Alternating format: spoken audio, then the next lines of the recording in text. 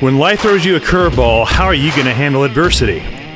Welcome to the Fearless Mindset Podcast, where you're about to go on a journey as I interview security, business, and entertainment leaders on what it takes to stay fearless. I'm your host, Mark Ledlow, and enjoy today's episode.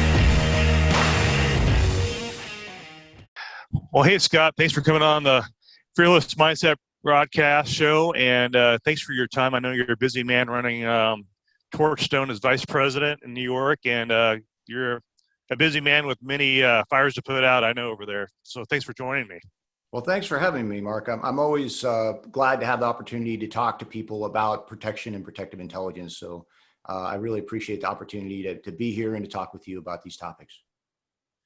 Awesome. You know, the big thing, everybody's freaked out about November 3rd. Everybody's in the fear moment in their mind. Everybody's paralyzed by fear as Americans because of November 3rd, everybody's going to vote. And I just want to give people a sense of peace, a sense of it's going to be okay. And what is your expert opinion? I know you've been a commentator on contributor on many TV networks on terrorism and all that type of thing. You're sought after for your knowledge, working in the State Department. What is your take on all this going on? Well, I think my bottom take, or my bottom line, is that it's, we should be thinking about it. We should be preparing, but that doesn't mean that we should be panicking at this point. I believe that we will see some election-related violence, either around the time of the election or before, or between the election and the inauguration, or around the inauguration. We're going to see these acts of violence, but I believe that they're going to continue to be isolated in nature. So it's going to be sporadic. It's not going to see any sort of escalation. And really, over the last several months, that's what we've seen happening. We've seen shootings at demonstrations, both by right-wing and left-wing type individuals, but they have not spun out of control. They have not escalated. And I believe that that's the pattern that's going to hold as we go forward. Now, is the case studies are going to be, do you think they're going to be more like lone wolf types of scenarios and situations, people acting as actors on their own behalves type of thing? Well, I think a little bit of all the above. I mean, certainly there are movements that are, working to kind of promote violence, movements like Antifa, movements like Boogaloo. But really, in many ways, they're more akin to what we see in the jihadist movement on the other side. They basically provide the motivation, the inspiration, and try to work people towards becoming active. But it's not necessarily a hierarchical organization that is out there running things. But at the same time, we have seen some of these militia groups running around, and they are something to be concerned about. But at the same time, the larger they get, and then this was really illustrated by that recent case in Michigan, the larger they get, the more they start, incorporating outsiders, really the more vulnerable they are to interdiction and detection. In that Michigan case, they had at least 2 confidential informants. Actually, from reading the complaint, it looks like there were more, plus 2 undercover FBI agents have been inserted into that plot. So they had it really, very, very well wired. So when we see that kind of an organization going after something bigger and trying to network, they become much more vulnerable. And that's really what we've seen, the pattern. If you look over the last 10 years, specifically on the right-wing side, almost all the attacks that have been conducted have been things like, the Sikh shooting in Wisconsin, the synagogue shooting in Pittsburgh. And even on the left wing, we had the congressional shooting at the baseball team in Virginia. So it's really been these lone actors that have been the ones that have conducted the deadly attacks. And when we've seen these groups trying to organize, groups like the base that was taken down in Maryland and Georgia, that's when, basically the law enforcement can focus on them. I think of the FBI and its partners, they're kind of like a shark. And once a target becomes identified for them, they have very, very finely attuned sensory apparatus. They're highly evolved. And once they identify that target, man, they sink their teeth into it and kill it. And that's what we've seen happen with Adam Waffen. That's what we saw happen with the base. That's what we saw happen to this militia group in Michigan. The problem they have is when they run into a shoal of bait fish. Okay. And you think of that in the ocean with all those bait fish, and the shark just can't lock onto one because there's too many. And all that movement just kind of overloads the sensory capability of the shark. And that's what we see happening really with these lone wolf attackers. They just fade into that fabric, and they just don't stick out until the point where they stick out. It's really hard for them to be picked up on. And so that's why we've seen that pattern of these lone attackers being successful. And really, we've seen the same thing in the jihadist realm since 9/11. That's been the pattern. It's been these lone attackers and not these, well-organized groups of 19 guys coming here and attacking us. So it's almost like they're copying what the jihad has been doing in Hezbollah by duplicating the business model of attacks by duplicating exactly what they're doing, kind of like what the cartel's been doing, operating by cells. Well, actually, it's the opposite. The white supremacists adopted the leaderless resistance model back in the 80s, following the Fort Smith, Arkansas sedition trial. And at that time, they found out that the entire white supremacist movement had been just infiltrated heavily by law enforcement. And so they decided at that point, that's where you saw a shift. Okay, prior to that, you had, like, for example, looking at the National Alliance and William Pierce. He put out a famous book in the 70s, in 78, called The Turner Diaries. And I mean, it was not only a work of fiction, it was meant to be a blueprint on how to set up a terrorist group. And certainly we saw the group, The Order, then put that into motion in 1983 when they started, and they actually called themselves The Order, which was a secret group out of the Turner Diaries. So there was a linkage there. But after Fort Smith, the next year in 1989, we saw William Pierce actually write a book called Hunter. That was about a lone wolf assailant who was running around shooting, mixed race couples and politicians and entertainers. And actually, he dedicated that book to a guy by the name of Joseph Paul Franklin, who was a lot of people don't know about Franklin, by the way. It's kind of interesting. He kind of flew under the radar, but he was on this multi-year shooting spree throughout the United States, where he was, they know of at least 20 murders that were pinned on him, including some high-profile people like Vernon Jordan, who was a civil rights leader. He didn't kill Jordan, but severely wounded him. He also wounded Larry Flynt, the publisher of Hustler, and actually paralyzed Flynt for life in that attack. So Franklin was a very successful lone wolf operator, and nobody knew he was there really until he was caught. And then they started putting the pieces together and linking ballistics evidence to the guns he had and stuff to these attacks. We kind of have seen that paradigm shift. And there again, if you look back at the fatal attacks, in the United States over the last decade, it's been almost exclusively these lone wolf attackers. So going into the elections, we're going to be looking at far left, far right, and just a kind of an explosion of leveraging their emotion, because everything is based on an emotion right now. And then you have, you may have some issues with the far right, maybe some veterans. I'm not picking on veterans. I love my veterans, but maybe they have some PTSD issues, and maybe they want a name to fame or something like that. And is that something we need to be concerned about? Those guys that have, suicidal tendencies, are they prone to this, type of emotion to be attached to that? Unfortunately, I think we have definitely seen, and even active duty people. Look at the Boogaloo shooting we had in Oakland at the federal courthouse there. That was an active duty, air policeman that was involved, or two of them in that case. We saw a number of veterans that were rolled up in Las Vegas that were affiliated with the Boogaloo movement. So I think that there is some attraction there to people, especially, quite frankly, a lot of veterans are very patriotic. And they're kind of susceptible, I think, to propaganda, especially propaganda that plays upon patriotism, that plays upon Second Amendment rights. I mean, most of us love guns. Absolutely. Right. I'm a barrel sucker. Nobody's coming to take away my guns. Right. But I can understand, why people become susceptible to that fear. Of course, that's where you make money on your ARs. Every time that there's one of these campaigns that they're going to come take away our guns, you sell the AR and then wait for the price to go back, buy the next one. But really, there is an issue. But we've also seen, quite frankly, veterans involved on the left wing side too, and probably for much the same reason. So, it's not, they're not all on the right wing, but veterans are a problem. And of course, because by and large, we're more trained.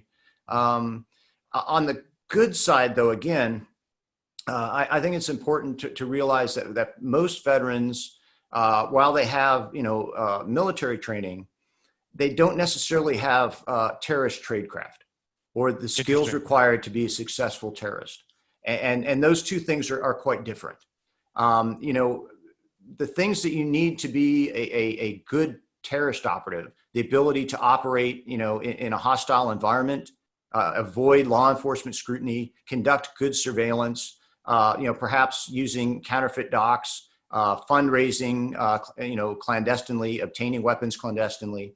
Those are really more like intelligence type skills, than they are, military skills. So there's a reason, in the past where we saw these Marxist terrorist groups, for example, being trained by the KGB and the Stasi, because they had those tradecraft elements to really give them those skills to conduct the attacks. And of course, bomb making skills and IEDs. I mean, it's one thing, even if you're a demo guy in the military, if you got demo blocks and blasting caps and det cord, it's a lot easier to make a bomb than it is if you have to go out and fabricate everything yourself, including your explosives.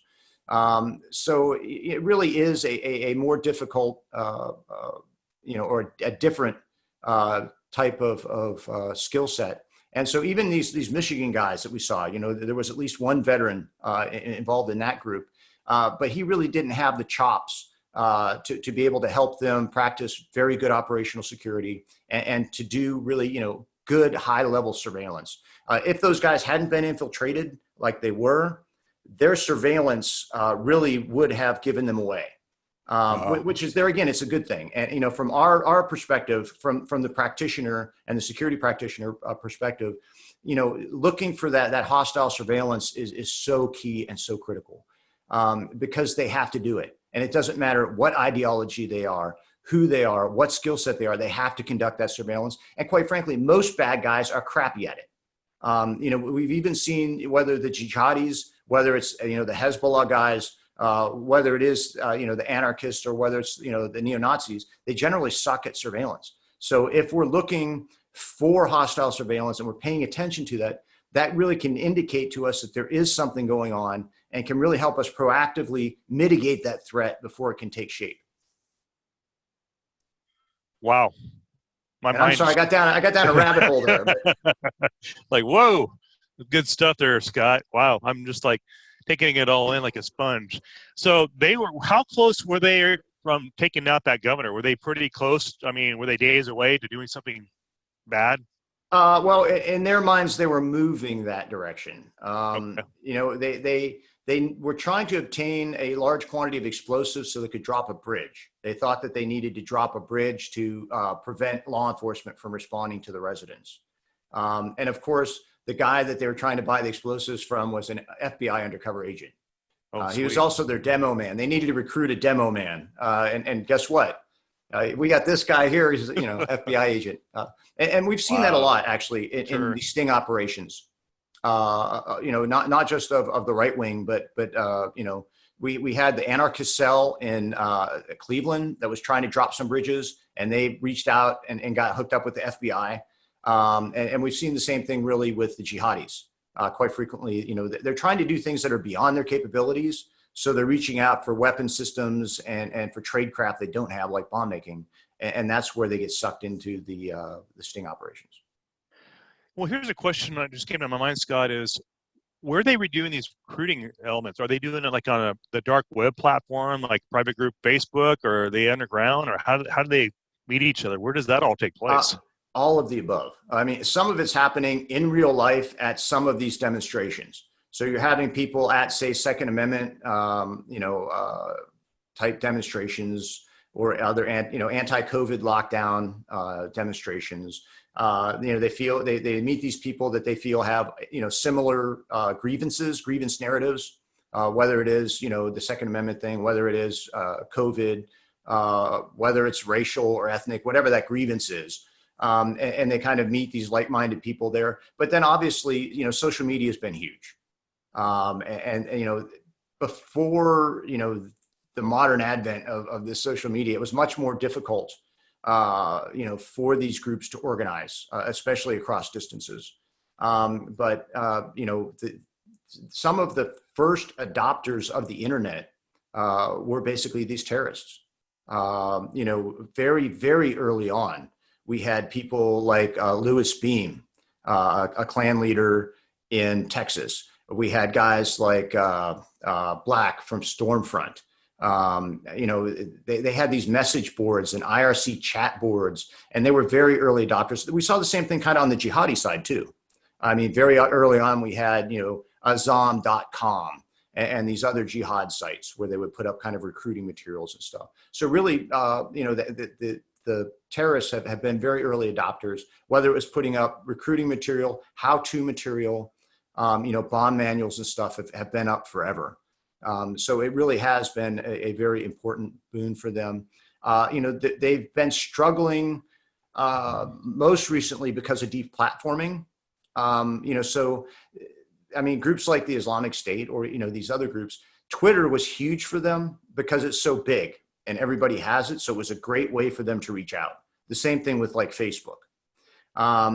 Once they lost those big platforms and have been deplatformed, even most recently groups like Boogaloo or QAnon, they've had to go to, other platforms. So now they're using things like Discord, Signal, Telegram, some of these other social media, but they just don't have the reach of, especially on the recruiting side, that things like Facebook and Twitter did. I know I heard through the media outlet that Antifa and BLM were having huge success in recruiting because they're on the Twitter platform. And then I correct me if I'm wrong, but I heard the DOJ got involved or something, and then the Twitter shut it down or something, and that's when they lost their pull and getting that momentum going across the country. That's kind of what I heard. Well, certainly, I honestly don't know the specifics on that, but I mean, they have had a very large platform, and I know I still see BLM all over Instagram. So I'd be surprised if they were shut down there. Okay. But still, all these groups use social media, not only to recruit, but even to communicate. We see these groups using social media during demonstrations to coordinate their activities, and the way that they use these protests has been interesting to watch too. So you have groups such as the Anarchist Black Bloc that kind of embed themselves within these protests, and then they use them really as camouflage. Or kind of almost going back to insurgent theory, they use that as their human terrain that they can kind of move in and throughout, and it serves as cover for them. So they can kind of go through the crowd, attack the cops, kind of withdraw back into the crowd, and be kind of mobile. And then the idea is what they're trying to do is provoke the cops to overreact, and specifically then to get the cops to overreact against the non-Black Bloc protesters. So then you hear all this stuff about police brutality. After these guys have been doing all these shenanigans against the police, whether, throwing rocks or frozen water bottles or fireworks, shining lasers at them, et cetera. But then they'll kind of pull back in, and then you've got, photos of the cops wailing on some grandma, which is, exactly what they're trying to do. They're trying to put, they call it a dilemma action. And that goes way back in kind of protester theory. What they're trying to do is place law enforcement and security, honestly, if you're in private security caught with demonstrators at your site, what they're trying to do is put you in a place where if you don't take action, they are seen as winning. But if you do take action and respond to what they do, they also win. And that's what they're trying. So, you really have to understand what they're trying to do. And then you need to respond to them in a measured fashion so that you don't over respond and kind of take that bait that they're giving you and trying to suck you into. But unfortunately, we've really seen, the authorities take that bait on way too many occasions. I mean, what is your thinking on what is the biggest threat the U.S. faces right now as far as another attack? We had 9/11. We don't want to have that again, but what do you see in what do you hear on the ground out there as the next foreseeable threat on U.S. soil? Well, it depends how we define biggest. I mean, if we're talking the most severe, most dire versus most common, because they're really, I see them as two different things. When we look at the most dire, the most severe threat, those are coming from these organized groups that have terrorist tradecraft. So that's going to be these organizations like a Hezbollah. Um, that's going to be, the Islamic State, Al Qaeda, or quite frankly, some of these domestic groups, if they're able to get their act together, and practice good tradecraft and good OPSEC. Really, that's what we saw with the Oklahoma City bombing. Was a small cell, that kind of came together, was able to practice good OPSEC and pull off a horrendous attack. So that's the most dire. The good part about that, I guess, or the mitigating part about that dire threat, is that's really where a lot of the government resources are best directed at, and they've been very effective in taking down those kinds of organizations. And so we've really been able to see whether it's the directed or the terrorists that have been sent by these organizations. They've done a pretty good job of taking those guys down before they've been able to conduct spectacular attacks in recent years. That threat remains, and that's the most dire threat, and what really concerns me. But the most common threat, and what I really believe we're going to continue to see, is going to be that persistent, deadly, low-level attacks using simple means, firearms, vehicular assaults, running over people with trucks and cars, knives. Those are the attacks that, and that's what we've seen over, again, the last decade. Pressure cooker bombs, armed assaults, whether it's the Pulse nightclub, by a jihadi, or whether it's against a synagogue in Pittsburgh. It's those kind of simple attacks that can be pretty effective, unfortunately. I mean, as you know, it's shockingly easy to kill people if you are willing to do so and willing to give up your life in the process. And, we see these people going in, to these mass shootings, and they can just inflict carnage against these soft targets. And unfortunately, due to the nature of our society, there's just so many soft targets out there, and we can't protect everything all the time. It's just impossible. Those who are bent towards that kind of attack are always going to find some sort of soft target. And even as you try to harden things, what you're really doing is kind of pushing out the kill zone. Think about the airports. Okay, so we've got, the airports, but then the screening areas outside the security areas then become the kill zone. So it just kind of shifts the kill zone and the pool of targets. It doesn't really, totally take away the risk.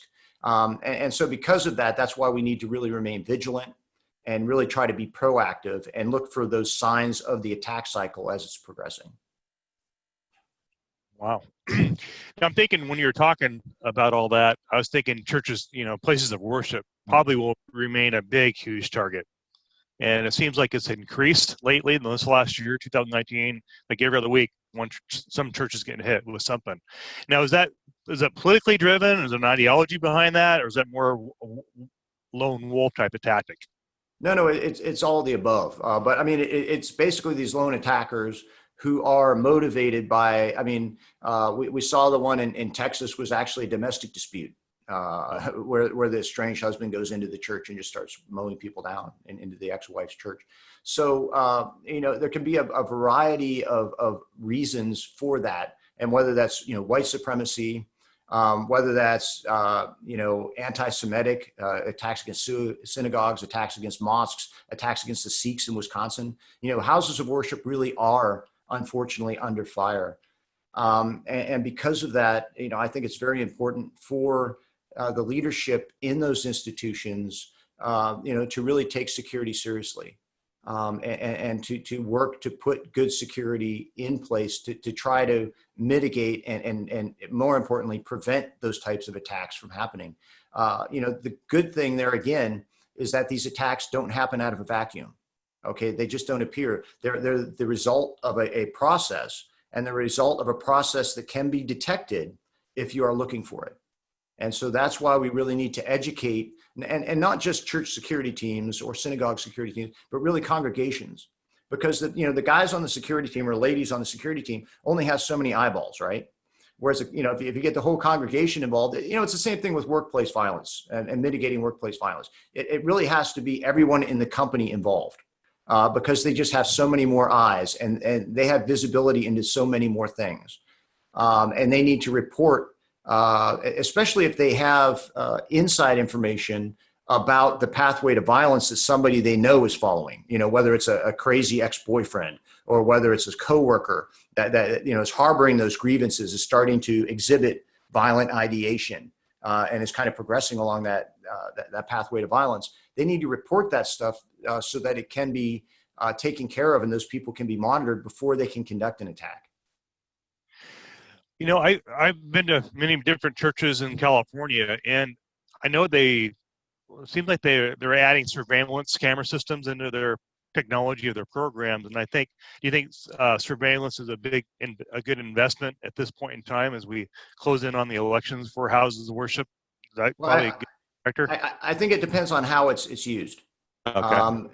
Because quite frankly, in many cases, especially in the corporate world, but also, in entertainment venues or religious venues, if you don't use the cameras properly, and if your staff isn't properly trained, basically all it is good for is an after action review.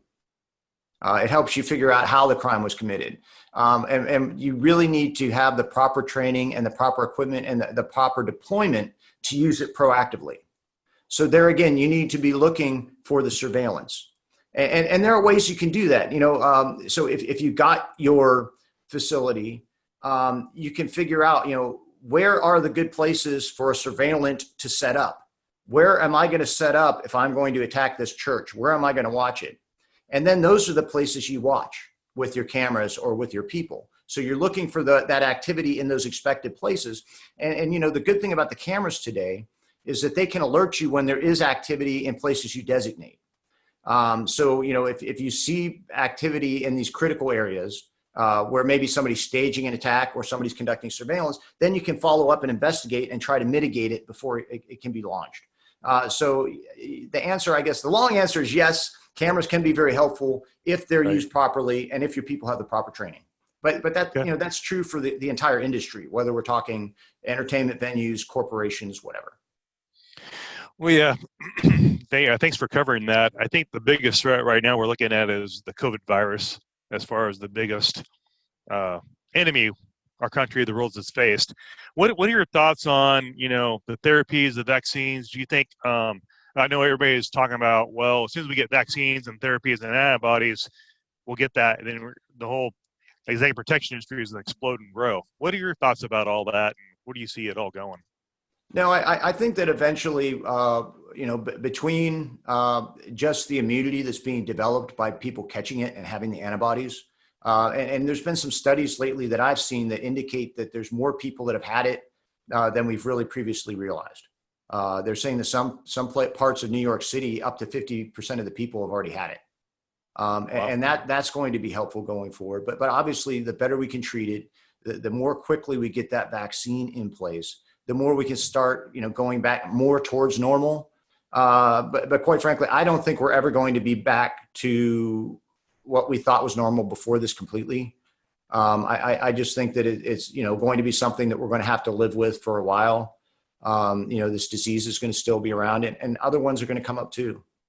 So it's just kind of sadly, a new normal for many of us. And it poses a lot of challenges, for security. We have to rethink the way we're doing things now because a lot of our staff is off site. Corporate security, the face of it's changed.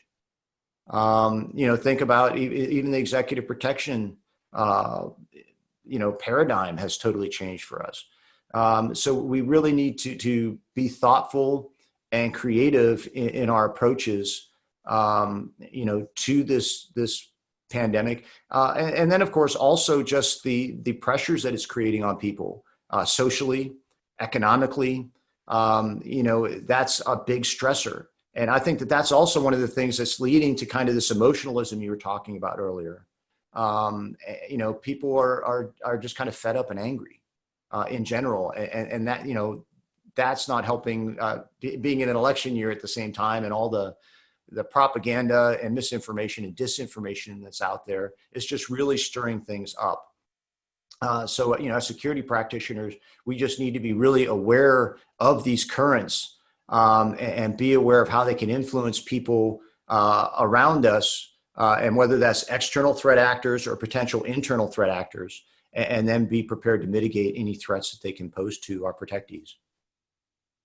Good advice. Yeah, it's like the shift is definitely changing in the industry. I mean, the way we used to do business has changed, like you said, and everybody's working remotely. What is your biggest request from your clients at Torstone? What are you guys hearing from your clients as far as how are they shifting your service provider, as far as what are you guys having to change as far as what do you offer and all that? Honestly, it hasn't shifted that hugely for us yet. I mean, our biggest thing was having major events that we were fired up for this year, like the Olympics. We were going to be, a very big player there, with several clients who are major Olympic sponsors. So really having to, I guess, reschedule everything, that we had going for the Olympics there. And then, trying to retrack, kind of put everything back on track for Tokyo and then Beijing shortly after that. So that's been a lot of it. And then just a lot of our event type services. We have a lot of clients that do events, entertainment and sporting events. And so a lot of that was either postponed or altered or put on hold. And so we've had to really change those operations pretty dramatically, either have things just canceled or just change the way that we're handling them and securing them, because they're different. We just don't have spectators at some events right now, like we used to. So that has changed how we do the security. It changes the number of people we have to hire for these venues and for these events. So, it really has required a lot of flexibility to be able to adapt, to the changing environment. But that's something that we always, say that's one of the biggest attributes that you can have as a good EP practitioner, is the ability to adapt, because the world's always going to change. And, and if you look at the crises going back, through my life, I remember doing protection when we were having issues at the World Economic Forum in Davos, when the anarchists burned down the McDonald's and were protesting, getting uppity. Dealing with May Day demonstrations in the UK back in 99, 2000, dealing with things during, various Occupy movement type things, dealing with SARS, dealing with MERS. There have been all these different crises, hurricanes, earthquakes, Fukushima. Over the years, there have just been all these crazy things coming down the pipe, and you just need to be able to adapt to it and really adjust, and then take care of your business and your people. Yeah, well said. Yeah. Like the military, overcome and adapt and keep moving forward, shoot, move, communicate, as they would always teach us in boot camp. But it's definitely changed the elements of everything. I was going to ask you about what's going on, if you guys have guys on the ground in Mexico, what's going on with the cartel? Do you guys have a pulse on any of that in Mexico? Yeah, actually, that's something that I've watched pretty closely since about 2004, 2005. And over the last 15 years, I've done kind of an annual cartel update where I kind of look at the cartel dynamics and what's shifting there and how it's changing. It's kind of interesting because we had some people when COVID started hitting that said, this is going to cause the cartels to implode. No, it is not. You talk about adaptive organizations. The cartels are among some of the most adaptive organizations in the world. They have had to adapt to a whole host of issues and interdiction. They're always losing loads. They're losing leaders. They're losing suppliers. So they've always had to kind of be very flexible on how they operate. And they're very, very adept at changing how they do things. And certainly that's what we've seen with these cartels, in the COVID environment.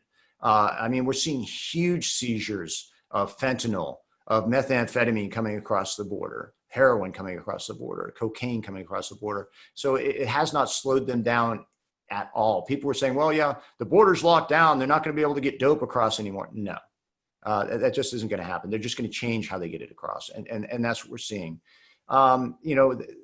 Mexico remains really locked in just a whole array of, I think of it as really criminal insurgencies, because, I mean, they're not trying to take political power in Mexico, but they are trying to exert control over areas for their illicit, means. And so they're using a variety of, either military and violence and weapons to achieve their goals, or they're using corruption.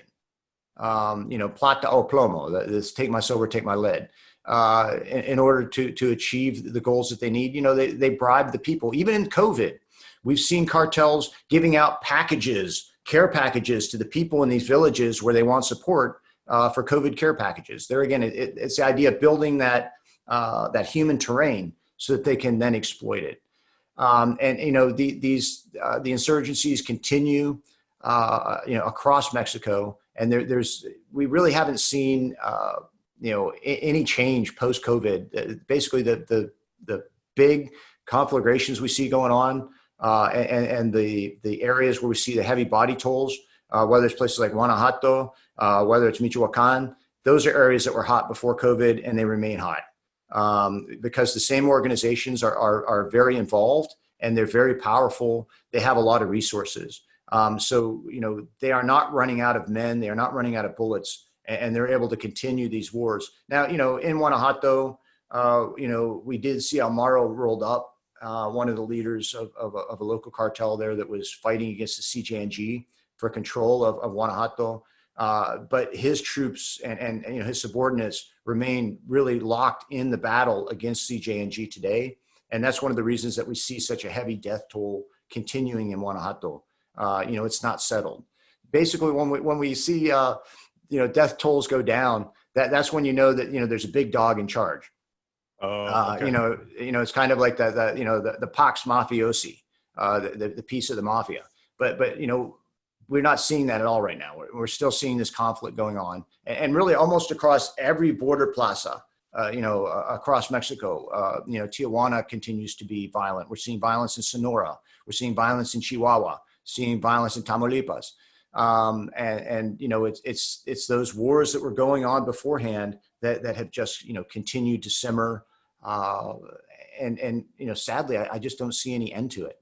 It's really unfortunate because the repercussions are so grave, not just for Americans wanting to do business there, but the people that live there, and the businesses. It's you see these, well-established businesses in places like Celaya in Guanajuato. They've actually had to close down and move out. These influential families that have been in these places for decades, as running tractor dealerships or car dealerships or supermarkets. They've had to leave just because of the pressure from these criminal groups for extortion, and then the violence when you don't pay up or you pay the wrong person. It's like a catch-22. Okay, I'll pay you, but I got to pay the other guy, and then you can't pay everybody. And then if you pay the wrong person, they attack you anyway. So it really puts businesses in a terrible, terrible situation. And it's caused many of them to have to really close down or limit their operations in many parts of Mexico. Yeah, I've heard, I've had guys reach out to me, hey, I got a detail in Mexico. You want to go? I'm like, no way. Because I don't understand the language. I don't speak the language. I'm Caucasian. And unless you're SF or something, got that training, surveillance training, it's like I know a lot of guys in stateside, they get, that money thing in their head thinking I can make all this money, but they got to do a risk reward and, calculate your risk before going over there, because you got to think about it. Mexico is probably dangerous than Iraq as far as a war-torn country, and it's too dangerous. Well, there's also, some very serious legal considerations there too, because of the way that the Mexican laws are written. It's very difficult for an American to get a permit to carry. And you don't want to be the guy down there without the gun. You're there again, depending what's going on and who's controlling things, with the links these cartel groups have to the government. If you're an impediment to them, you might get arrested and then, charged with illegally operating there, illegal weapons possession or something. They don't necessarily have to kill you to eliminate you. But you can get jammed up seriously down there, and that's just not a good thing. So, anybody who wants to operate down there really needs to be very, very careful to understand the laws and make sure they're working with a licensed organization that can get them licensed. Otherwise, they're going to get, they run a very real risk of getting jammed up, and you don't want that. So not only the risk of, let's say you're not carrying and you're working illegally down there, you're not working under a licensed company in Mexico, and say you have the federales pull you over and say, hey, where's your paperwork? You don't even have to have a gun. If you don't have the right paperwork, they can haul you to prison too. Yeah. Yeah. I mean, you really need to be careful if you're going to go into those foreign environments, and you need to know, what you're doing, and then make sure you're doing it legally. Right. I mean, look at this protest last week in Denver, where that security guard ended up shooting that guy. Who had assaulted him and hit him with bear spray, but still he capped him, and he was not certified. He's not licensed in Colorado. So it looks like, things are going to go bad for him, but also his employers and perhaps even, the TV station that had contracted him. So, you really have to be careful when you're going into these situations to make sure that you're doing it legally and correctly. I used to work when I was with Dell. I used to quite frequently do details in New York, and I would work a lot of times with the detail of another very high profile billionaire who will remain nameless. Okay. But his guys used to always go into New York armed. And I said, dude, what are you doing? You're not licensed. You're going to get yourself jacked up. And he says, well, don't worry, Mr. X, his employee, he said he'll take care of us. He loves us. Yeah, right. No, right. Sure. He won't let you rot in jail. He'll hire somebody else. And it was kind of my attitude. But, you just need to be really careful and make sure that you are, dotting all those I's and crossing the T's so you don't get jacked up. And there's too many people that try to do things fly by night, and then they get themselves really caught in a very bad place, and you don't want to be there, if you're an EP practitioner. Yeah, too. If you get like say you are that agent, for example, and let's say the guy with the bear spray had a gun, he pulled it on you, and let's say he had a CCW legally in Colorado, and he pulled it, and that's lethal weapon on lethal weapon, and you shoot him, and then guess what? You're gonna get sued criminally. You're gonna get sued civilly. And not sued criminally, but sued civilly, and you got criminal charges you're facing. And if you're, like you said, not working a license, then you have a whole set of problems. And I see too many people taking shortcuts. I know a lot of people went up to Minneapolis, Minnesota to support all the rioting going on there. And people on private groups on Facebook saying, hey, do you need licensed work here? Well, governor said you don't need a license right now because of state of emergency. And then people are, there's no work going on right now. So nationally, all these veterans are desperate to make some money, easy money. They just go under the radar, under the table. No one will know. Well, when you get in a shootout with your gun, they brought in from Chicago, Illinois, and you're working illegally, you're going to be facing a lot of issues. And I don't think a lot of people are thinking that right now because they're desperate to make some money because they're all sitting at home. Yeah, I definitely understand that, but at the same time, I'm not going to jail for anybody. And I might like you as protectee, but I'm not going to jail for you. Right. I might like your company, but I'm going to do it legally. It's just not worth it. It's not worth the blowback at all. Yeah, I think that's something we definitely need to cover going forward because people need to be training more about laws and legalities. And I don't think that's done enough in a lot of these companies. We're not doing enough training that should be done. Because I know California's got BSIS, you have to have your guard card, you're exposed, and your CCW. I know many of there's states out there that don't have it, but like you said, it's so crucial right now because we're in an election moment, we're in an election year, so everything's so heightened, and everybody wants to throw somebody under the bus to get that extra edge for business, and it's just, I'd rather keep my name clean. Yeah, no, and honestly, being above reproach is the way to go anyways. You're never going to go wrong by doing it the right way. Absolutely. Can you offer any advice to just the millennials getting in this business? And, they get starstruck watching too much bodyguard stuff in Hollywood, and they're looking for that opportunity. What advice can you give them if they want to jump in the business? And what are your opinion and thoughts on that?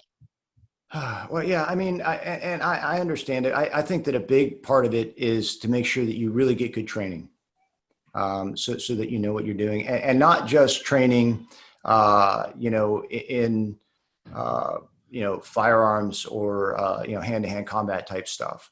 I mean, there's a lot of good stuff out there, but really, you need to have the EP training that focuses on the other skills, really doing good advanced work, and understanding what a good advance is. Understanding the attack cycle and the elements of that attack cycle, and then being able to proactively interrupt it before something can be launched at your client. I mean, those are the sorts of things that I believe many people, bodyguards as opposed to EP practitioners, if you will, goons with guns. And unfortunately, there are too many goons with guns out there that give our profession a bad name.